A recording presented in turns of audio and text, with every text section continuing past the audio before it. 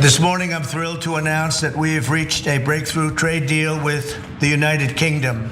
Incredible country. The final details are being written up in the coming weeks. We'll have it all very conclusive, but the actual deal is a very conclusive one. We think just about everything's been approved. So today, Donald Trump announced that he has reached a trade agreement with the United Kingdom. But is it a good deal? We will let you know. We'll show you one Trump cabinet member who wildly embarrassed himself with how excited he was about this deal being made. And we'll talk about some more of the details. But first, Cenk, your reaction to this story. Yeah, it's not really a deal. There is a part of it that is real. We'll tell you which part that is, but it's like microscopic. And so this is mainly Trump going, "We got a great deal, everybody, don't worry about it." But the way the stock market reacted was curious to me. So let's show you what a non-deal it is, so you have the right context for, yes, but what's going to happen next? Because my theory is disaster is going to happen next. Let's see if I'm right. Okay, so a lot of you might know that, remember that Trump slapped all these tariffs on a bunch of different countries on what he called Liberation Day. Here's what trade with the UK looked like before Liberation Day. The US carried $11.9 billion trade surplus in goods with the UK in 2024, which ranked the UK as the 5th highest surplus among all trade partners. But very important to say that the United Kingdom was not one of the countries that faced those broad reciprocal tariffs, okay? It was not one of the countries on the bulletin board. However, it was subject to the universal 10% import tariff that applies to all countries, okay? So they didn't get any crazy ones slapped on them. Trump was just like 10%. So after this conversation, we'll talk about some of the nuances of this in a second, but roughly, here's what they get. The UK gets, we eliminate a 25% tariff on UK steel and aluminum. It reduces the tariff on British cars from 25%, it was like de facto 27.5 because of a service fee, and takes that down to 10% on first 100,000 cars, okay? What we get is we are fast tracking US goods through customs. The UK is going to buy $10 billion worth of Boeing jets, and they promise to pull, quote, non-tariff barriers to goods. And finally, according to the White House, the deal will, quote, create a $5 billion opportunity for new exports for farmers, ranchers, and producers, including more than $700 million in ethanol exports and $250 million in American beef and other agricultural products. There's still some details, but with that, just at that point, we'll pause. Cenk, what do you think? So the beef, the agricultural products is real. Getting rid of some of the barriers that existed is real enough. The $10 billion Boeing deal they were going to do anyway, right? The fast tracking is like pretty easy. So here's how you can tell whether it's a big deal or not. You go and look at the how business folks are responding. And so there we had two curious things happen. One was the markets responded really positively in the beginning. They lost a little bit at the end, lost some of their gains at the end, so still up a decent amount. So they were like really encouraged by this. Well, let's see if I'm right or wrong, but I think they were wrong, okay? I think that they were so thirsty for good news that they were like, oh, we got a trade deal, kind of. We have a concept of a trade deal, right? And they got irrational exuberance, but maybe I'm wrong. So JP Morgan put out an analysis, and they're like, it'll make just a tiny difference in the UK. Not sure it'll make any difference in the US. So that's their guidance, not to political world. They don't care about us. That's for the investment folks. Like, so if you're making decisions based on this deal, the effect is going to be microscopic. So that sounds right to me based on what I know and their analysis of it. So I think people are excited for no reason at all. Only because Trump punched himself in the face so hard, and they think they stopped the bleeding in one of the noses, but I don't think they did. And so I'll get to what I think is going to happen next in a second. Gotcha. Okay, so then we'll go on with some more details on it.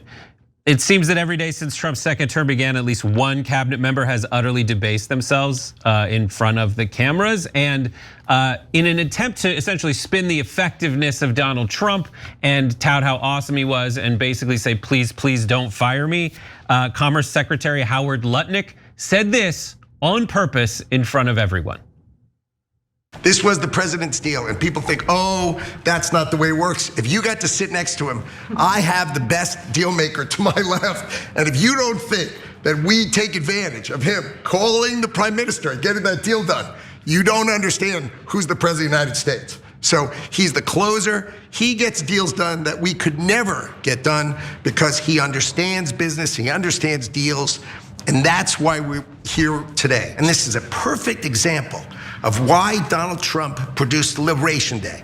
People don't understand he gets things done in a matter of time. This would have taken Jameson and I 3 years, maybe. And instead, we got it done in 45 days, certainly because we work for Donald Trump. So I just want to show you some other of the humiliating ass kissing, and then we'll talk about Lutnick in a second. But like, it just has the same energy as all these clips. Thank you so much for dreaming big dreams and doing unprecedented things. Your entire life you have stood for doing things that other people thought they couldn't do and accomplishing unprecedented events and achievements. I think the president is one of the, if not the most knowledgeable president that we've ever had. Look, people can beat on President Trump all you want. President Trump's a game changer. Everybody I've met, whether it's in a coal mine or at the border, law enforcement, the one thing they say on those trips is, please thank President Trump from all of us. President, your first 100 days has far exceeded that of any other presidency in this country, ever, ever. Never seen anything like it. Thank you. It's thank you, sir, may I have another? That's what it reads as for me. But Lutnick, anybody with the, you kind of have to be Jewish to know this, but anyone who their name ends with Nick, you can just turn into the sense that guy's such a Lutnick. Like, I don't know, no Jews here. But it's just like, it's so perfect for that guy. He's such a huckster. He's just such a charlatan. But he was basically saying this is the fastest anything could ever happen. It was amazing to watch Donald Trump at work as an attempt to say that Trump's trade policy, say what you will about it, he wants to say that this is exactly the kind of results we could only achieve if Trump handled the trade war this way. Do you agree? What do you think, Jake? How am I gonna agree with that? It's so comical, right? So look, I always think shoe on the other foot, right? So if Bernie was president and somebody's sitting up there going, Bernie is the greatest person in the history of the world, and without him, we would have been a mess. Would have taken us 3 years to even put our shoes on. But with Bernie, we made the greatest. I'd be like, shut up, shut up. Like, I appreciate it. Like, you guys should brag about the deal. I believe in marketing in the context of politics is super important. Democrats don't do it enough, right? But this ass kissing of your boss is unbearable, right? So you don't have to be mean to the guy, to needlessly insult him. But at the same time, this like fawning, and it's like, come on, MAGA, you see it, right? I mean, like, I know that we get in our bubbles and it's hard for people to see, right? But I think that stuff is so gross that even your own supporters have to see how, obsequious it is, like greasy, like, they all look like Gollum. And it's exactly like Kim Jong-un must have his ministers treat him. Like that's the problem. I talked to my friend who's like kind of been friendly about Donald Trump and nice, but it's like, do you not see that these guys are kissing his ass in a way that is not, and the media is kissing his ass in a way that's not healthy at all, that is only going to, that makes it already seem like we're in a dictatorship. And then he punishes people who don't act that way. And look, I'll be fair as usual on this as well. So you don't see it as much in public from the Democrats, certainly not from the progressive wing. People say nice things about Bernie, but nothing like this, right? But I've been on calls with Democratic politicians where, oh my God, and in meetings and in person, et cetera, where it is unbearable. It's like, oh, now the great honorable lady from Maryland, and she's just such an amazing political figure, has made all this difference in our lives. And I'm like, I never even heard of her. She didn't make any difference, okay, at all. And then the next person gets on, and then, oh, she's the most amazing, blah, blah, blah, blah, blah. And then Nancy Pelosi, I've been there too, okay? And then when Nancy Pelosi is about to speak, oh my God, it is like this, it is. She is the greatest master legislator of all time. Are you ready to rumble? The greatest person to ever live, Nancy Pelosi. And I'm like, blah, right? And MAGA, if you're not going blah over Lutnick and Bondi and et cetera doing the same, I mean, like MAGA's supposed to be tough guys.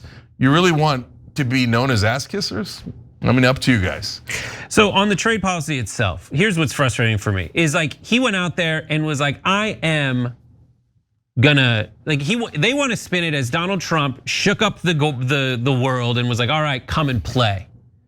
But the first person he's making a deal with, he didn't do that to. He just put a 10% tariff on it. He didn't do those like crazy reciprocal tariffs on that. So that isn't part of the plan. And then also Navarro said on day 90 we'll have, as one of them said, they have 200 trade deals. There's not 200 countries. This is the stuff I have so much trouble with. It's like the left gets made fun of for for treating everybody like they're stupid, but like I can't call out that this guy's a weirdo for saying that there's 200 countries and that everybody is gonna go with him on that. Like I find that insane. This was obviously not the plan, and this stuff, most of the deals that Cenk points out, were gonna happen anyway. I don't know about any like ongoing trade deals that have specific quotas for like deals that were already in the works for like specific planes you were gonna buy. Yeah, look, real quick on that stuff. So number one, let's notice that, oh, great, Boeing got a deal. Who's Boeing? Does Boeing live in Kansas, Nebraska? Where does Boeing live? Oh, it's a corporation. Oh, another corporation got another $10 billion deal. Maybe that creates a couple of jobs here in America, but don't get it twisted like they're doing you a favor. They're doing a giant corporation who's a donor and a military contractor a deal and a favor, right? What I think people want from Boeing is what I think most people want the government to do with Boeing is go in there and push back against some of the weird shareholder serving nonsense that they've been doing, where they've been going through and not actually adhering to safety standards. Like that's what we want out of Boeing. We don't need like fix the planes first, then sell them to Europe. Yeah. SickP44 had an interesting comment on Twitch, one of our members on Twitch. The United States imports a wide variety of goods from the UK. A significant portion of the UK made cars, including, oh yeah, premium brands like Bentley and McLaren are exported to the US. And I was like, oh, that's why Britain was up first. Not because they're an amazing ally, et cetera, but because probably some rich people called and they're like, do you know how much the price of Bentleys went up? Yeah. No, I need a deal with the British immediately. Okay. So anyway, good point. I love our members. By the way, the guy who said that they have already started 200 trade deals was Donald Trump himself. Of course. I mean, and nobody can correct the president. Hey, there aren't that many countries, let alone the ones that you put tariffs on, let alone the fact that we only have one kind of a deal with one country, and China's never called, and you kept saying that, oh, they're calling to try to make a deal, and then your Treasury Secretary came out and said, no, they're not. We've had no contact with them at all, right? Like, when do people get tired of the lies? And I think that a lot of people are actually. There's folks like Eric Erickson and other right wingers who are like, this deal sucks. And so, as I've been saying, they're splintering like crazy. And remember, this one they splinter even more on because big business is on the opposite side. So whoever's getting paid by big business is attacking this, and Trump can't stop that because there's too many of them, right? And if you're a steel worker, you're like, oh, that's awesome that Trump just helped British steel workers by eliminating that tariff. Yeah, I mean, if you make a fair trade deal, no problem. Yeah, their side is going to win while we win as well. Whether it's a good trade deal is a different question. As Erickson points out, again, a right winger, he's like, but Britain basically has 2%. We kept 10% on them, so that's a 5x. It's not reciprocal at all. It's still kind of gigantic, and it's still going to raise prices here in America, not in Britain, right? And so they're just seeing this all wrong. So last things here for me is, well, what's next? So What's next is in the Port of Seattle, they did a story on one of the cable news outlets yesterday. There was a grand total of 0 ships that had come in yesterday. And the last time that happened was during the great supply chain problems of the pandemic. The ships are not coming in because there's nothing to sell, because they normally get from Asia, not just China, he explained, the guy who runs the port, but a lot of Asia. But the ones from China is 145% tariff, so you can't sell anything. It's way too expensive. So they're not bothering to ship it because no one's gonna buy it with that kind of tariff. So tick, tick, tick, tick, tick, tick, tick, tick. So what I always tell you is hold us accountable. If it turns out there are no empty shelves, the prices don't go up, I was being alarmist because I have TDS, right? Then okay, say, hey, Cenk, you were wrong. Look at this, here we are in June, July, August, and nothing happened, and we got nothing but great deals from Trump. All right, then we'll see if that happened, okay? But my guess is once they start seeing the empty shelves and the higher prices, a larger than expected panic is going to set in. And then that's when Trump is gonna start backpedaling furiously. Every time you ring the bell below, an angel gets his wings. Totally not true, but it does keep you updated on our live shows.